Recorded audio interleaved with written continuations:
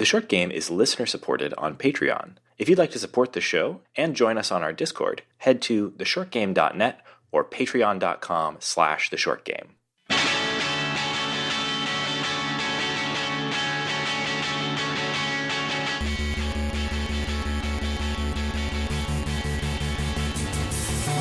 Welcome back to The Short Game.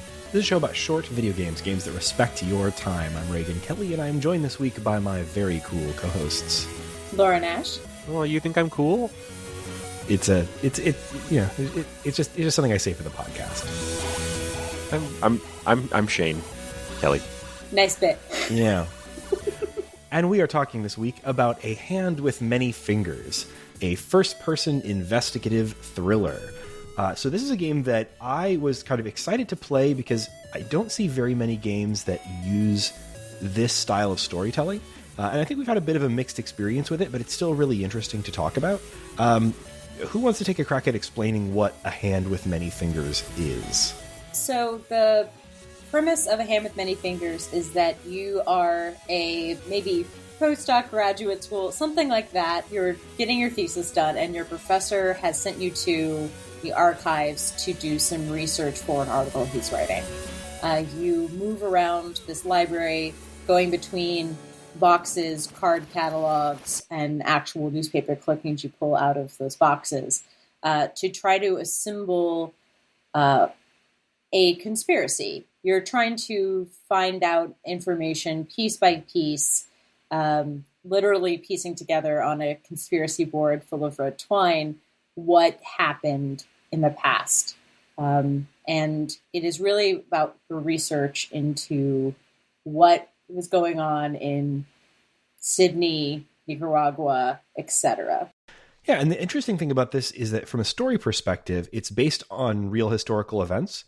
So we're going to have a spoiler break at the end where we're going to discuss the actual story. We're going to try to keep that pretty light prior to spoilers. But a little bit of sort of the outline of the story that you're investigating here is that this is we're investigating the sort of story of Nugan Hand Bank, which is a real investor bank in Australia that it turns that was allegedly involved in many shady things. So it's when we're doing our research, we're trying to uncover the true story of what was happening with this bank, their involvement with the CIA, their involvement with drugs and other things globally, and it's at a time. This seems to be set around the time of the Iran-Contra scandal, because there's in one of the rooms there is a television that's literally playing a little video of Ronald Reagan on a loop, and so and that sort of hints at the kind of story that you're uncovering here. It's the same sort of intelligence thriller, scandal that Iran-Contra was, but one that less people will have heard of unless you happen to be paying a lot of attention to Australian news in the 70s. And it's also kind of worth mentioning just the design, the unique design of this game is one of the things I think we can talk about early without spoiling anything. It has a really stripped down look that is kind of like that sort of illustrative realism style that you see in a lot of like graphic design or commercial art. And basically low poly, flat color, very kind of, I want to say basic, but just clear for the most part. And the thing that, in terms of the design of the way the game actually works, it's drawing from a lot of places you don't see in a lot of games, even like mystery games. So the actual like gameplay loop here is pretty unique and more akin to some stuff you see outside of the world of video games and in kind of the other realms of gaming. Do you want to talk about that first, or what do we want to get into before we start spoiling how many hands are on this finger? Mm-hmm. Many. Many. How many fingers are in the finger hands? A lot of fingers. So the core kind of loop of this, the core experience is that, obviously you're going to be investigating this story. The game starts you by handing you a box full of documents. You put it on a desk and you can go through that box of documents, and each document has, a scrap of information. The documents are things like photographs, newspaper clippings, receipts, internal CIA memos, and they're in no particular order. For your convenience as a researcher, it has gone through and highlighted all of the names, locations, and years on these documents, which is very important because the main way that you're going to be kind of progressing on to another box to uncover new information, the basement is full of these boxes to the point where there's absolutely no way you could just go through them all or like randomly select boxes. Most of them are, not relevant to your investigation. So the only way to find out what the next box you should be opening is to use a card catalog system. You need to assemble a sort of query by choosing a name, a year, and a location. So, for example, you might have a box and you might think, okay, I want to look up Frank Nugan, 1980, Australia. Because perhaps you had a document in a previous box that mentioned all three of those together in a place where you maybe want to find out more. So that means then that you need to go to the card catalog.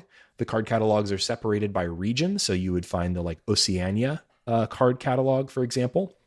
You'd pull the drawer for 1980, and in that would be a series of cards with different people's names on them. You'd find the Nugan card, and it might have 1, 2, or even 3 box identifiers on it. The IDs for the boxes are these sort of serial numbers.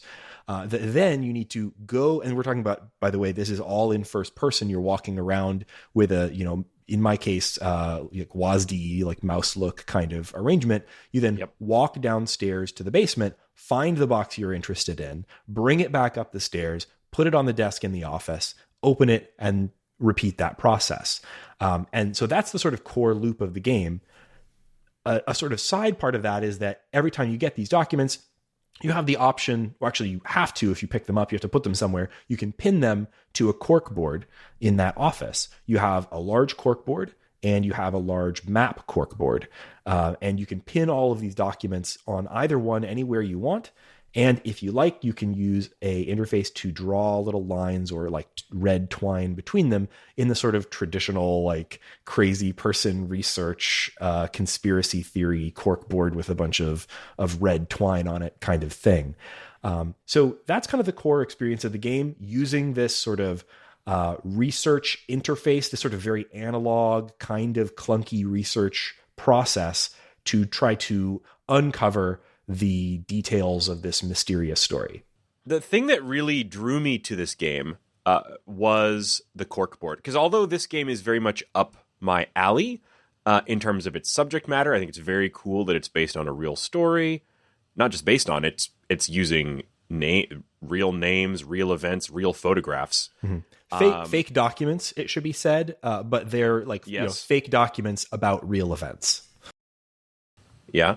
The cool thing to me about this, we had just very recently played Nuts for the show, right?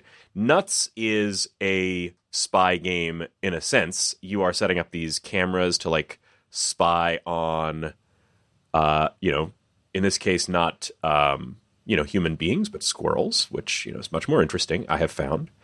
But the thing that you would do in that game that I found really fun was you'd print out the photos on the little, graphical printer, and you actually pick up the photograph and then you could pin it to the cork board. And I remember in that, or actually you could pin them on the walls and things like that. In that, I really liked that aspect of the game. And when I saw that this game also had that, and in fact it was like a core part of the game, like building your conspiracy theory corkboard, that really is what sold me on this game. And I thought it does a pretty good job of building that interface in a way that's really satisfying. When you first start this game up, the first thing it tells you is this is a game that is going to basically require you to take notes with a pencil and paper. which I found to be very true. Absolutely, especially writing down like the box serial numbers and like which correlations you have and haven't tried, because you can kind of you can kind of free associate to progress in this game, which is something I also find really satisfying. It's that her story aspect where you are taking specific words from different pieces and piecing it together to know where to go next. Yeah, absolutely. Right. I did a lot of that. So, for example, like, in the example of like, look up Frank Nugan, 1980 Australia, and then previously I might have heard that the Nuganhan Bank was founded in 1974 or something. I think I might not necessarily need to find a document that says Frank Nugan founded the bank in 1974, but I could go back and say, I bet if I looked up his name in the 1974 file, I'd probably find something there too. So that sort of free association definitely was a big part of how I kind of moved from box to box in this. The actual getting of the boxes is pretty neat. You're going down into this basement and grabbing them. Personally, I found this aspect of it a little bit annoying because it does just sort of pad out how long it takes you to progress. Like, if I know I need to go down in the basement and get box number like 158/3, already I'm going through the card catalog to find that number, which, this adds this real like tactile element that is fun and cool the first 10 times you do it. But I think, maybe not 10 times, but it does kind of get old to continually be climbing up and down these stairs. Yeah, I will say though that like there's, I looked up because I got kind of stuck towards the end of the game. I looked up like, okay, how many boxes are like key to solving the story, and the developer has published on their Steam page a walkthrough of sorts. So if you do get truly stuck, you can look up. Here's a list of all of the key boxes that you will need in order to complete the story, and there are only like 12 of them.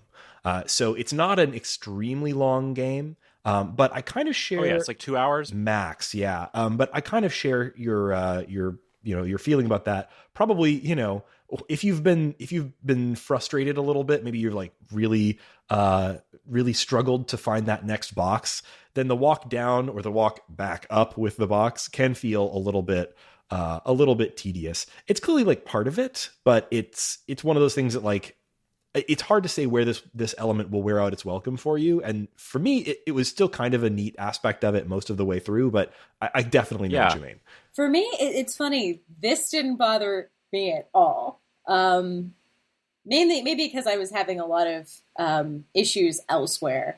But this was the easiest thing in the game for me to do, was walk down the stairs, find a box, click on it, and bring it back up, because I was having a lot of trouble with other elements, which I'll get into.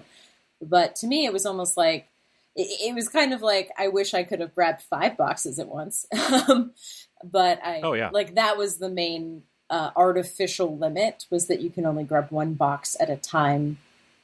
You can't just grab all the boxes you're Those things are heavy, Laura. Did you know they have 5 pieces of paper in them? So heavy. I know.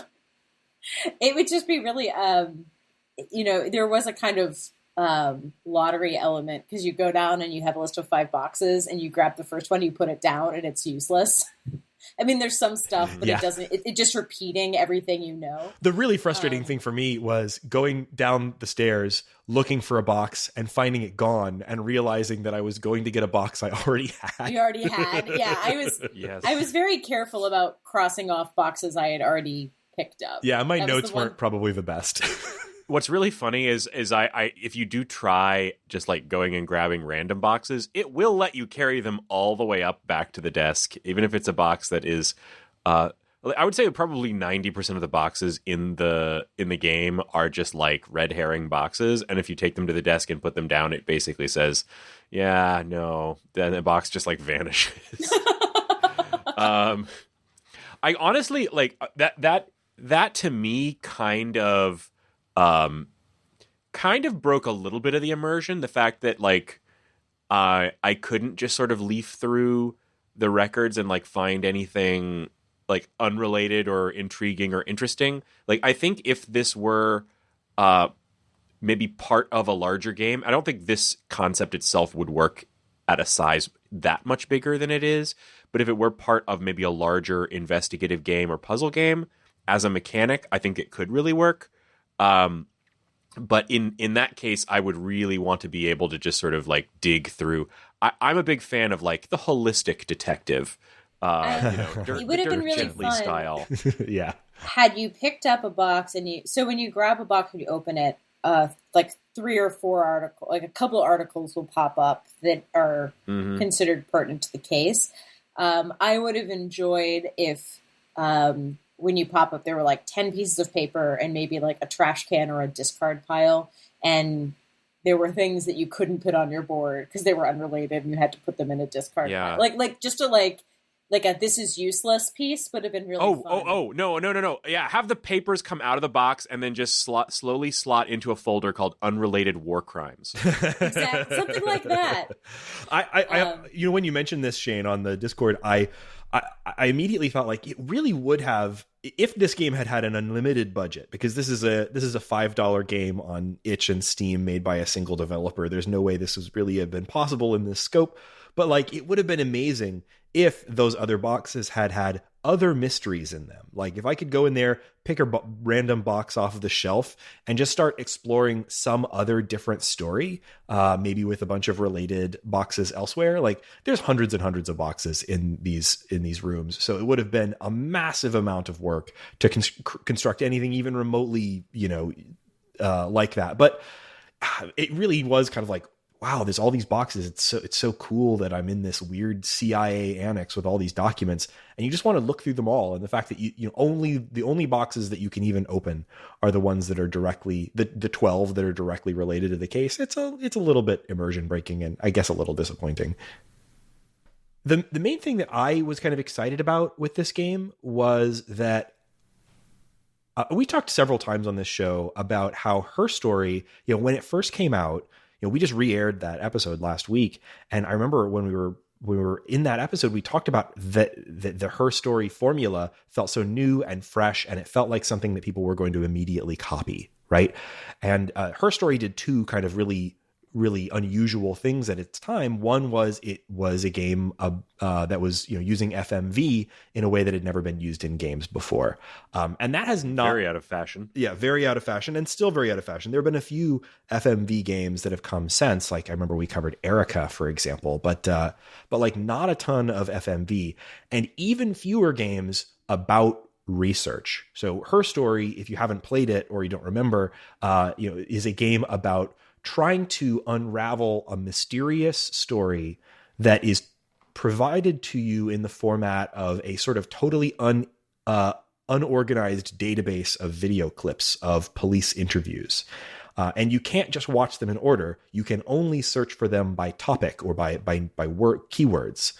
And so you have to kind of piece this story together by using a frankly kind of broken research tool to kind of assemble a story. And that's really what this game felt like to me too, but in a much more analog way. This is a game about doing research, trying to uncover a story in a non-linear way by essentially searching. In Her Story, you're typing in searches. Here you're using a card catalog. It's like one level more removed. And I was very excited about that. And this did sort of work in that way. Like I at least when I was first getting started and there was this sort of initial rush of uncovering box after box and having, plenty of leads to go down and starting to piece together the story, it really, really worked for me in that way. In a similar way to the way that Her Story kind of made me feel like excited to move on to the next clip. You'd find some keyword that suddenly unlocked 10 clips and it was like, wow, I can't wait to watch all of this and see what I've just discovered. Opening a new box here felt a little bit like that. Towards the end of the game, it started, and I mean, this may have been a little bit true with Her Story too, so I'm not contrasting them here, but towards the end of the game, I started hitting a lot more just sort of like walls of, I don't know what to look up next. I'd think of something like, oh, I wonder if there's a card for this character's name in this part of the world. And I'd go and look. No, there wasn't. I wonder if maybe that same year, but a different part of the world. No. And a lot of just sort of checking card catalogs and finding nothing, and feeling pretty stuck at the end. And I will admit that towards the end of this game, I think probably the last 2 boxes, I just ended up going to that list that the developer posted that I mentioned earlier and saying, I have no idea how I would have found this box identifier, but I'm just going to go grab the next box, which felt like a little bit of a defeat. So I'd say flow wise, it's not as strong. There's with Her Story, it sort of felt like it accelerated at the end because of the way that the content was structured. You'd find some new keyword, and towards the end of the game, you were just discovering this stuff faster and faster. It felt like things were accelerating, and here it sort of felt like, as my ability to, I guess, think laterally or notice connections was slowing down, it just sort of ground to a halt for me, and that kind of was a bummer. And I know, Laura, you had some other complaints as well that were unrelated to sort of the overall structure. So maybe now would be a good time to talk about that experience you had. Yeah, our Discord Patreon users can go hear me or read me having a mental breakdown on the chat. But basically, I haven't hard bounced off a game in a while. I haven't been this angry at a game in a while. And I think it's because on paper, this game is made for me. Not only extremely. Like, I love research games. I probably spent longer in Her Story than anyone else just because I loved all the sidetracks. I love this topic. Like, I have read thousands of pages about CIA history. I love Cold War. I love International Spy Museum podcasts. This is subject matter. This kind of research in physical world, in the real world, is something I enjoy doing. I love the in-person library rabbit trail of following stuff between books. On paper, this game is catnip. And in practice, I was so frustrated with the controls and the fiddly physicality of this game that I rage quit, and then a week later tried to play it again, and I ended up rage quitting again. It is a rare game that makes me this mad. I think the issue is I've played games like Gone Home and Firewatch, and this first-person thing is not new to me. I've played a lot of them. But the precision nature is you have to putting things on the board should be the most satisfying immersive experience. Putting evidence on the board, making connections between it should be a mental activity, and it became a physical one because I was using a trackpad, and then I was using a mouse, and then I was using a different computer, and then I changed the mouse sensitivity settings, and then I was using a different mouse. I tried many things, but putting a piece of evidence up on a wall that isn't flat 2D and making it work, just the physicality, the fact that when you want to put twine on something, you can't click on the full large Post-it note. You have to click precisely on the pin, and that is something that my computer did not want to do. All these little fiddly decisions. In the card catalog, when you pull it out, you can't, you have to one by one scroll your way through a card catalog. And if you're having mouse control sensitivity issues, that is a really easy way to misclick backwards or forwards. Even just exiting out once something is full screen, you can't hit escape. That pauses the game. All these little control issues meant that I was supposed to be immersed in the mystery. I was supposed to be having all of these atmospheric feelings. And instead, I just ended up being incredibly angry at the controls to the point that I was if this wasn't for the podcast, 30 minutes ago, I would have done a Let's Play. I have a feeling that it probably took me 45 minutes to get what took you guys 10 minutes. Because I solved the puzzles. I knew what, I had a list of 7 books to look up. I could go get that stuff and retrieve it.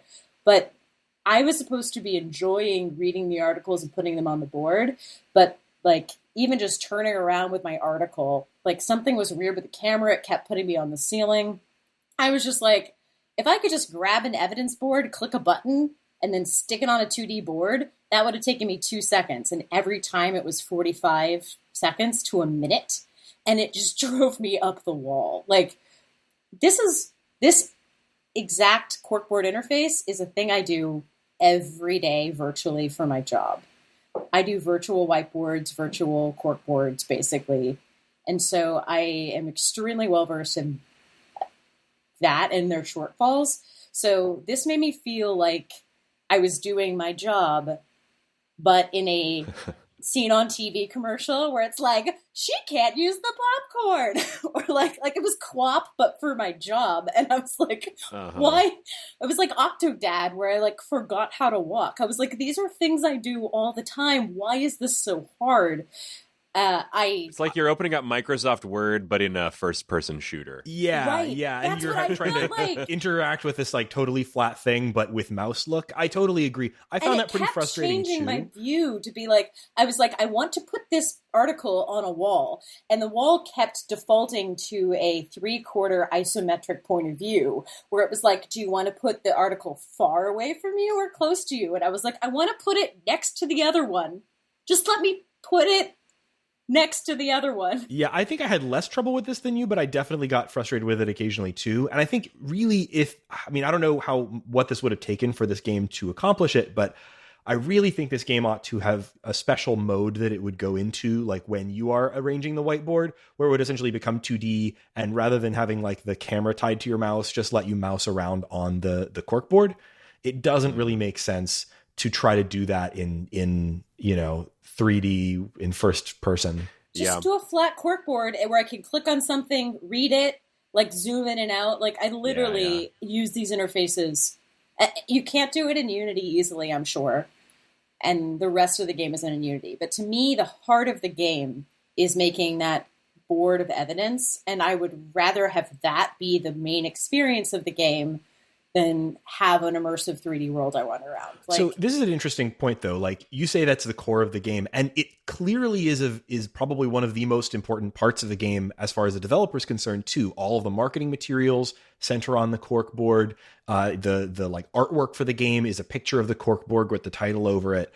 But also, the corkboard is an entirely optional part of the experience, and I basically didn't engage with it because I don't know. Maybe it's just the way that I think, but like.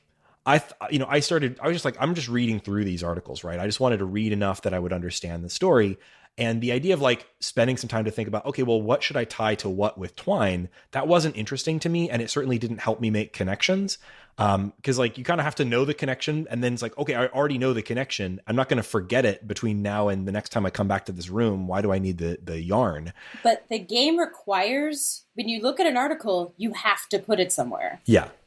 And so I assumed that my invisible progress bar was tied to not necessarily making the right connections, but the number of things on the board and the number of connections. Because it's not like you have a box count. Mm-hmm. Like my you kind of have a box count from the pile of boxes that stack up next to your workspace. Right. But like my assumption was that the amount of stuff on the board was being tracked somewhere, and that was my progress. Mm-hmm. There's nothing in the game that says this is optional. And I assumed because I had no choice. Every time I saw an article, I had to turn around and place it on the board. Mm-hmm.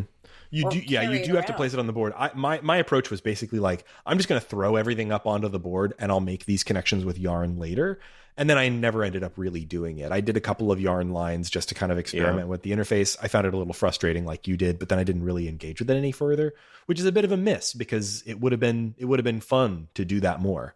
This style of board, the point of this kind of arrangement of objects on a corkboard is, in the real world, usually not to like solve the mystery. You're not putting these things up and making twine connections because you can't make those connections in your mind.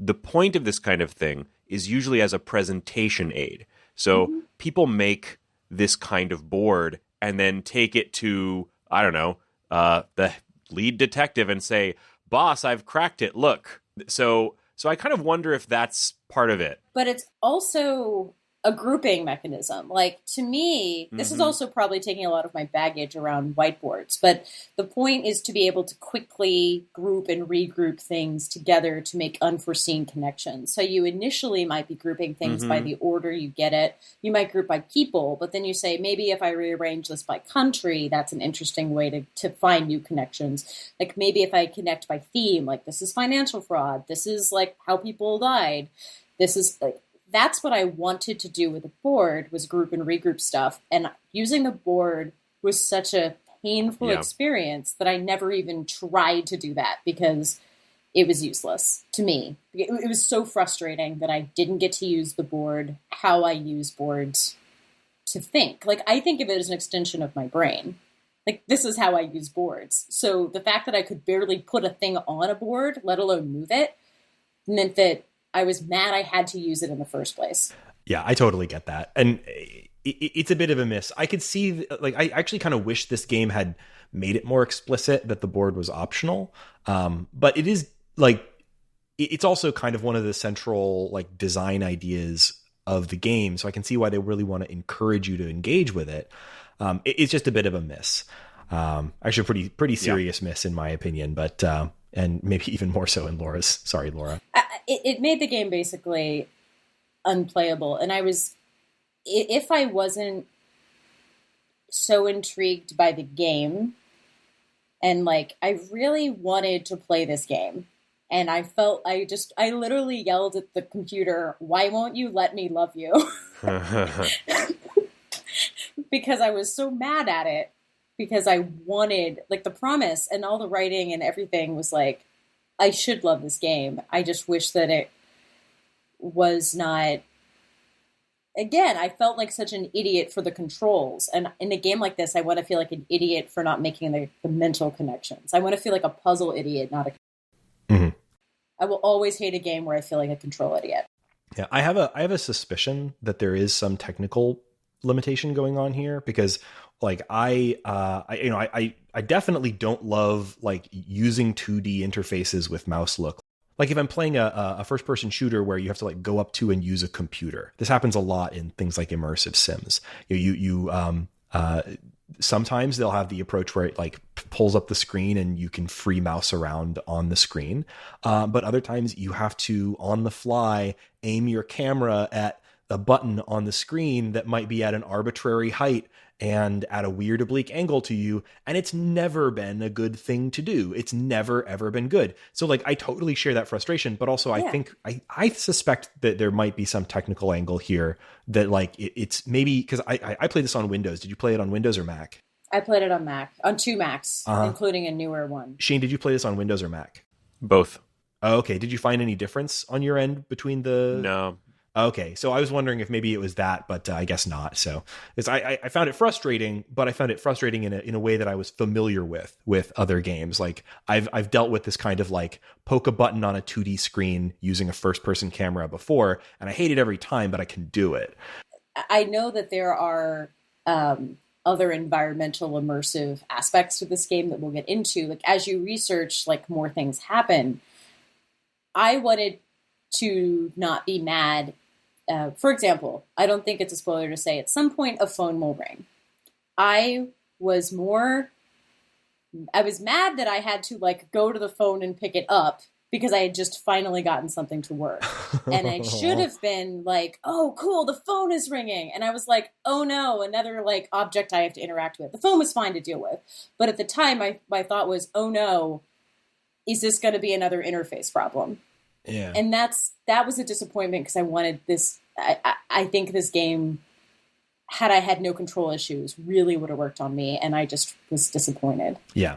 And so I'd say, like, if that sounds like a nightmare to you, the listener, then maybe steer clear of this one. Well, there's a demo. That's true. So That's true. I didn't know there was a demo. So, like, maybe I would have realized in the demo that I had these problems. Because if you don't have these problems, I'm sure this game is great. So maybe try the demo. Is that on Steam? I'm not seeing a demo on the itch page. There's an itch.io demo. Oh, I see. So it's free to download the demo. So you can see if you have these issues. Also, we should say that the game is... on itch.io, it is full price $5, but they also have a pay what you want $1 option. So if you're really not sure and you want to do a quick $1, download it and see if it works for you, and then maybe, buy it full price afterwards if you like it, or something like that. That's also an option. So there's definitely, ways to make sure that this will work for you and see if you will have this problem before you commit to playing it. And I'm the only one on the podcast with this problem. We've had this weird, sometimes Nate has a problem with something. Like sometimes there's one person who just has a control issue with the game. So don't take that as a do not play. Just maybe check out the demo if you're worried. Yeah, and that sort of thing can happen. Sometimes it's a technical thing. Sometimes it's a brain problems thing. God knows I have enough of those. So, yeah, who knows? Your mileage may vary. The most important thing about this game, though, is probably its story. And so that's why I definitely want us to have a quick spoiler break in order to jump into what actually happened with this mysterious story. But before we go to our spoiler break, we're going to do our What's Making You Happy This Week segment. So I'll start with Shane. Thank you. Shane, what's making you happy this week? Yeah. So it was a tough week to really roll into things that are making me happy because, as I think we mentioned on the feed earlier, Houston, Texas was completely annihilated by an ice storm, which wrecked my shit. And if you hear the sound of pipes being cut right now on the podcast, that's happening outside of my window to replace my pipes. But the thing that is making me happy is that, delayed a few days by the winter storm, but finally arriving, I am now the proud owner of a Windows PC. And this is the first time in my whole life that I've actually owned a Windows PC, oddly enough. Yes, we have been podcasting about video games for 5 years, and in that whole time, I have never saw fit to buy a Windows PC that I could play those games on. But I now have a fancy new Windows PC with the hot new graphics card, the 1070, didn't go too crazy. Not the 1070. You got a 3070. 1070 would put you squarely in the I need an upgrade category. Yeah, the 3070. That's what I meant. See, I don't know shit about shit. But I can't tell you listeners that much about my PC because, like I said, I've never had one before. I don't really know that much about them. But what I have really been enjoying is setting it up and putting all the games on it. So the funny thing is that having done this show for so long, and I've been on Steam and all that. I've played Steam games on Mac and stuff. I have a fairly big catalog of games on Steam, games on itch.io, games on the Epic Store, wherever, and installing them all kind of all at once onto this new PC.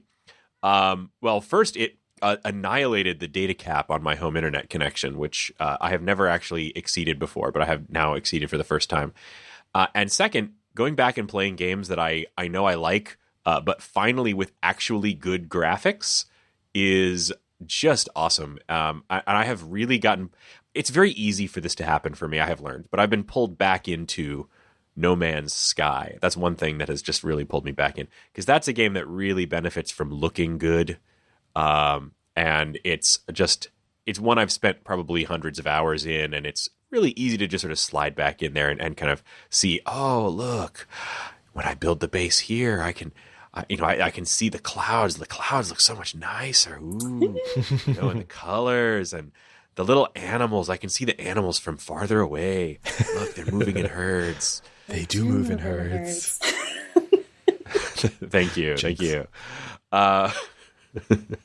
So that's pretty much what's making me happy this week. It's kind of really going to be annihilating my attentiveness to actual podcast games for a while, because I have a lot of stuff that's in my backlog that I haven't been able to play in the past and I want to play now. There's a lot of short games in your backlog too. We can make this a synergy. There are. I mean, that's kind of why I got it. I want to be able to do more short games, but it's also because I want to play Destiny 2 at ultra settings, and that's not going to help this show. So sorry, listeners. No.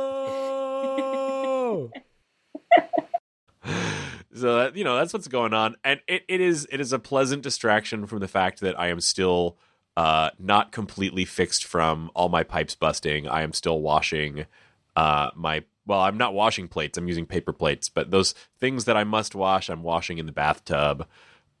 So one of these days, my life will be all back together, and I'm really looking forward to that.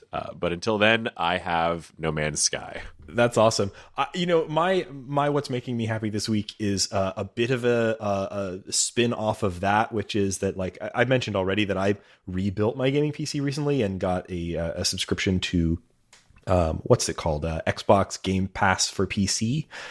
And I've tried a number of games off of there. And the thing that has been the stickiest for me lately has become a total like Zen wind down game for me. And that's Lonely Mountains Downhill.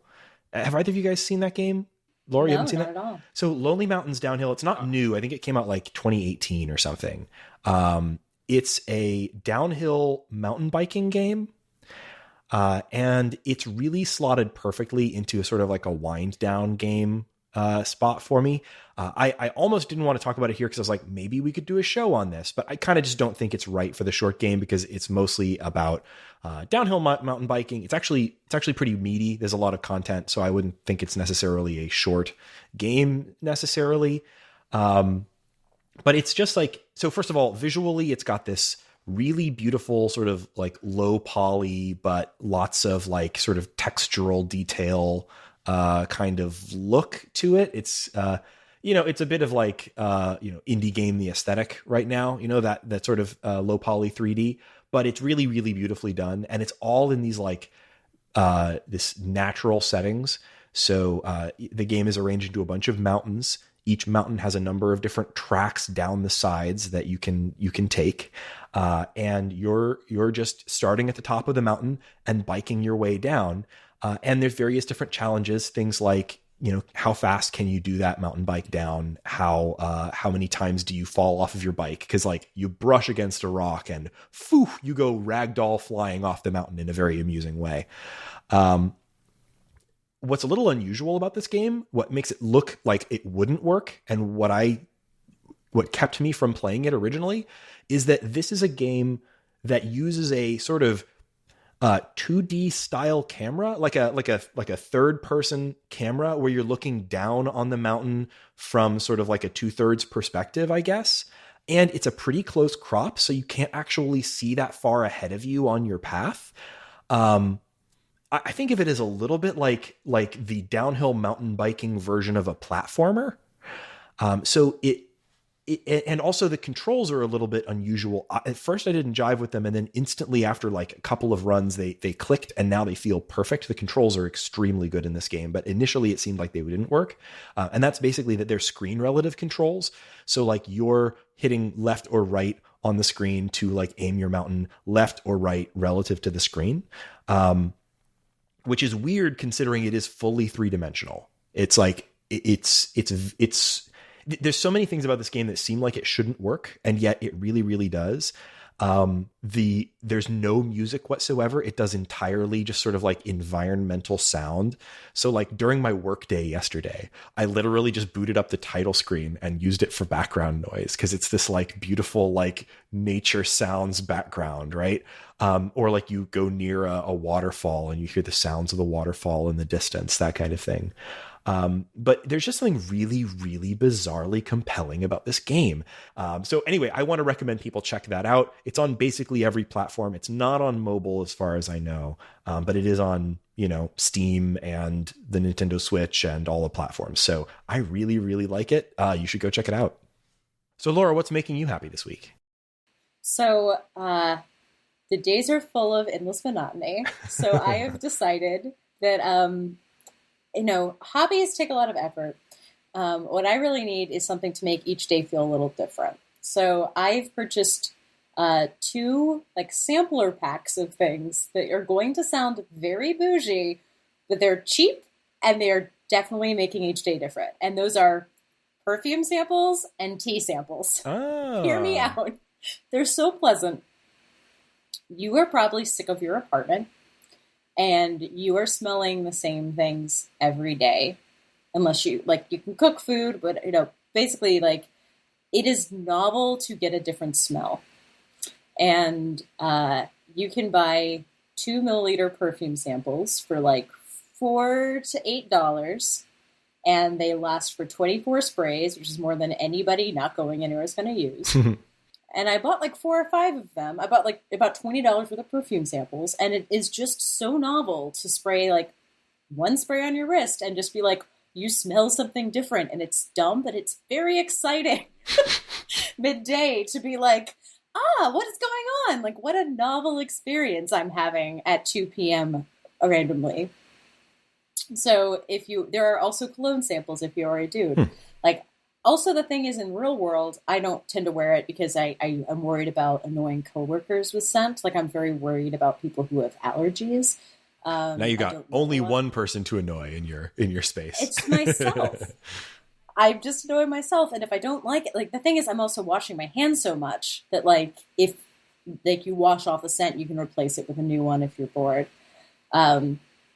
Also, this has gone to like, I bought a tea sampler pack of 60 sachets of like 2 or 3 per sachet. And it's just like, I have decaf teas. I don't know a lot about teas. I generally just drank Earl Grey and decaf Earl Grey, like a normie.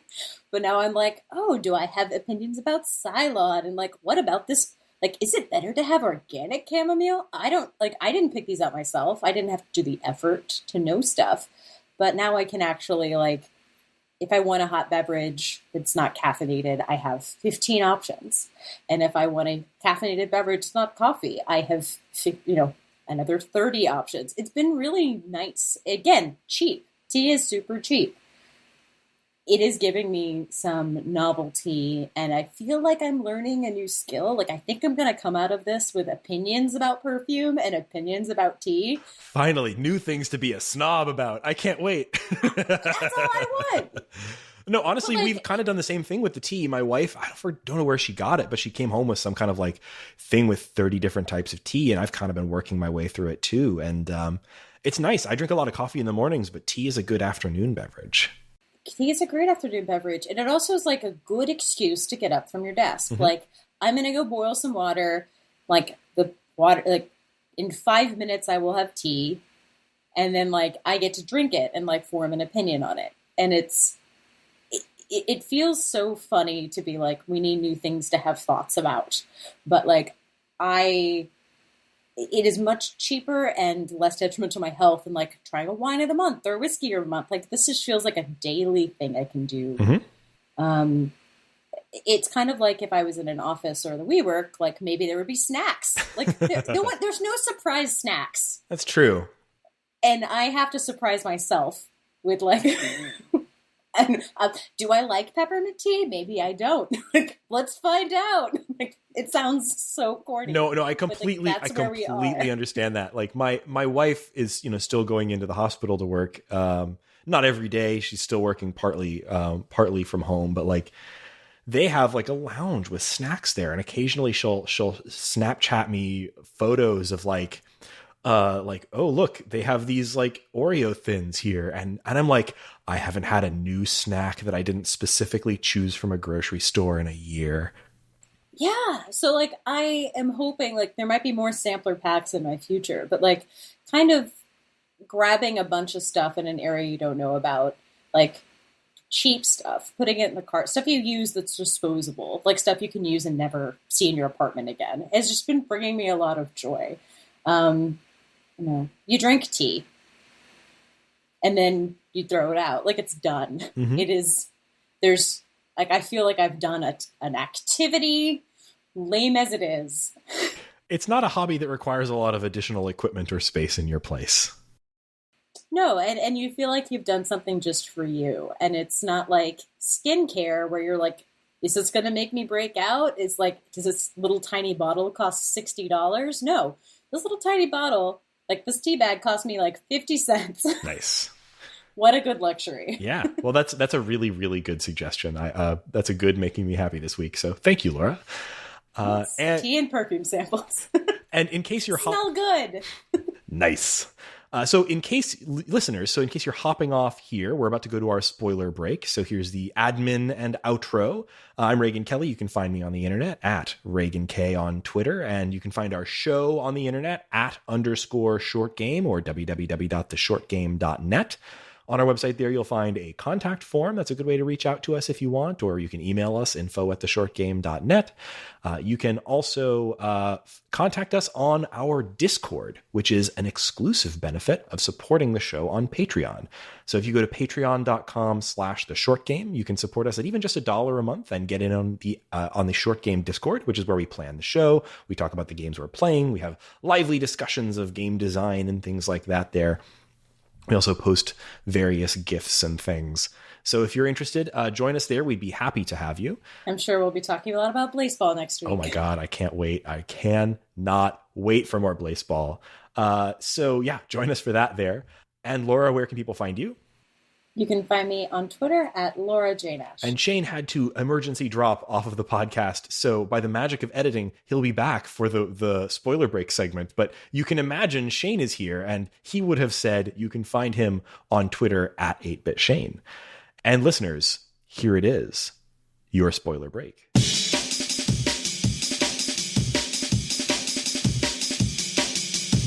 How about this story? Would it make sense for us just to sort of talk about what we uncovered, what happened? And I mean, I can also say that I did some research after the fact and sort of read up on the actual historical story here too, so I can talk about that too. But do we want to talk about like what we uncovered during the course of the game? Sure. I also, real quick before we do that, I want to talk about like the meta layer of like the increasing menace of the game, which is something I didn't experience, but I want to hear about your real-time experience. And I have to say, honestly, I think it was a little bit overstated in the marketing description. Oh. Yeah, you get that phone call at one point that's like a little unsettling. But unless I missed something, I didn't really pick up on a lot of like the description of the game says something like experience a story of creeping paranoia, and says things like, but the archive might not be as empty as you think. And I'm not... I mean, there's a car parked outside the whole time. Yeah, so there's that. Maybe it's yours. Yeah, but it could be your car. Just there being a car didn't spook me exactly. So like I didn't find... Like I would have liked more of that. I would have liked more like, go downstairs, come back up and something has changed. Or a weird noise, that kind of thing. And unless I missed stuff, the only real like knockout thing that happens is that when you go and get, so the next to last box you get actually just has a key to a locked door in the archives and lets you into a final room in the archives that has one final box in it. It's an empty room with nothing but just one box in it. And I think I saw some notes in some of the other boxes that kind of imply that they were like in the process of destroying evidence. And so maybe this is just like the one box that they missed. But when you bring that last box back up, the room that you're in where you had been doing your research, a car has crashed its way through the wall. And a bunch of... I don't remember. I think that your stuff is still on the corkboard. But maybe they took the boxes out. I forget. But anyway, there's a car that's crashed through the door or through the wall. And it's clear that like, somebody didn't want you finding this last detail. And then once you've had a chance to look at your stuff, then the credits roll. But yeah, it was a little bit of underwhelming in terms of like, I would have liked more of that sort of environmental changes throughout. Something to creep me out more, or kind of imply that people are like observing your work or something like that. Would have been nice to see more. Well, Shane, do you want to try to take us through what the story was? Yeah, sort of. So basically, here's what I have vaguely pieced together, and I'm kind of, this is kind of a blur because I've now kind of Wikipedia'd Michael Hand as well. But the first details they give you are all about Michael Hand and his association with the Hand Nugan Bank in Australia, and like his lawyer and all the details of the kind of mysterious suicide, which we never really get any closure or details on. But basically, what seems to have happened here is that there was some sort of investment or there's connections. It's hard to say what between him and organized crime and the CIA. And at a certain point, he kind of crashes the bank, takes all the money, and is helped by the CIA to move to America and change his identity. Is that about the size of it? I think so. I think the kind of broad strokes of the story are that, you know, they created this bank basically through fraud, and associated themselves with a bunch of current and ex-CIA and military people from the U.S. Was it Han that was an ex-Green Beret? Yes, but Yes. pretty much Yeah. everybody they associated with too. Right. And they were involved in a bunch of stuff. The game kind of gives you hints at a lot of it. The key stuff was sort of like, this all ties into efforts that the CIA and sort of U.S. intelligence generally had around supporting anti-communist factions throughout the world, and especially in sort of the wake of the Vietnam War. And so a lot of what seems to be going on here is that this merchant bank, this shady merchant bank from Australia, is being used to move money around globally to support people that the U.S. doesn't want to support in a more visible way. And that includes everything from helping people sell their heroin on the global market in order to get, you know, to export heroin and import money, as well as like dealing in weapons, selling weapons to anti-communist fighters and things like that, but also just sort of shady people globally.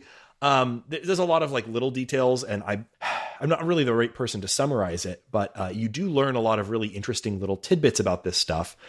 The whole sort of house of cards comes crumbling down when one of the two founders of the bank, I forget his first name, Frank Nugan, he shoots himself, or may have shot himself. This is one of the things that I found a little unsatisfying, and this might just be a side effect of the fact that they're telling you a real world story, really, because in reality, at least as far as any research I could do was concerned, it was alleged that maybe he didn't kill himself. There was some evidence, like a lack of fingerprints on the gun, that indicated that maybe he didn't kill himself and was actually murdered, but we don't know. And so the game can't tell us that. In the context of a game, that's a kind of important question that you really have, right? Like, I really wanted to know, like, how and why did Frank Nugan die? It seemed like the sort of one of the central pillars of this mystery. And it's one that you never really find out. And it's because it's not really knowable, at least not from our perspective. You know, maybe if you were the CIA director or something, you would have a better idea. I'm curious because of Flow, because I didn't finish the game, what it considers the deep game revelations. Because that flow was pretty evident from the beginning, and it was just fleshing out details. But I don't really know what like the late stage revelations were. Like, what was in that last box?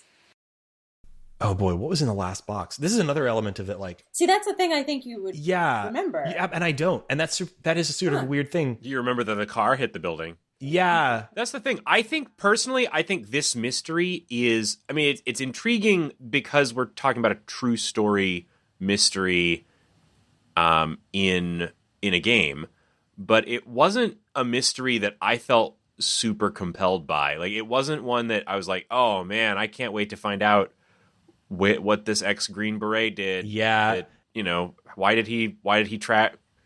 What happened? Yeah, this is one of the like perils of doing a true story like this, is like, you know, if you're doing a fictional mystery, you can set up the pacing of it a little more controlled way, and you can have more interesting or charismatic characters. These are just a bunch of white guys from, you know, mostly America and Australia, who aren't really the most interesting characters as people. And so the overall sort of mystery of it is like interesting from a like historical sense, and the act of uncovering details still felt interesting and compelling to me. But as a story overall, like, I contrast this with something like Her Story, where it was telling, I won't spoil it here, but like, it was telling a much more melodramatic and heightened story. And that worked much better for me in this context because it was like, you know, you'd learn these things and it was like, it would like recast everything that you knew, right? Whereas like it does, like Laura said, become pretty obvious early on that like, okay, this is a merchant bank and a couple of guys who are committing fraud and working with the CIA. And the end of the story is, yup, that's what you suspected at the beginning is true. And here is some additional evidence to that effect. Who are you rooting for in this story? I don't think there is anyone in the story of the Nugan Hand Bank that you can root for. The car. So I'm not sure how much else there is to say about the story of the game. If you're curious about the story of the game and aren't particularly interested in playing it, you can go down a real good Wikipedia hole here. I spent a good 30 minutes just reading the Wikipedia article about Nugan Hand Bank and then branching off from that into the Wikipedia article about all of the main players and Air America, which was a thing that I wasn't familiar with, which was an interesting footnote here about a commercial airline during the Vietnam War that was owned by the CIA and used for a bunch of interesting purposes. So a lot of stuff that I didn't know about as an American that is part of our history and the history of the CIA that, you know, is interesting to find out about. And this is a compelling context to learn about it. But yeah, if you're just interested in the story, this is just a different way of finding a bunch of information that you can also find on Wikipedia if you are so inclined. Or in a book. Okay. I'm pretty sure a lot of this was mentioned in A Legacy of Ashes, which is like a huge detailed version of the CIA. But the problem is I read that book the year it came out, which was 12 years ago. So I don't remember the details because it turns out if, 800-page book about the history of the CIA is going to have a lot, like maybe this was a chapter, maybe it was 2 pages. I don't remember. CIA's done a lot of stuff. CIA's done a lot of stuff. Yeah. So it's great to get a reason to look at one specific incident in good old twine detail. Yeah, pretty neat stuff. So we'll just leave it here. Thank you guys for listening to the short game, and we hope to be with you next week.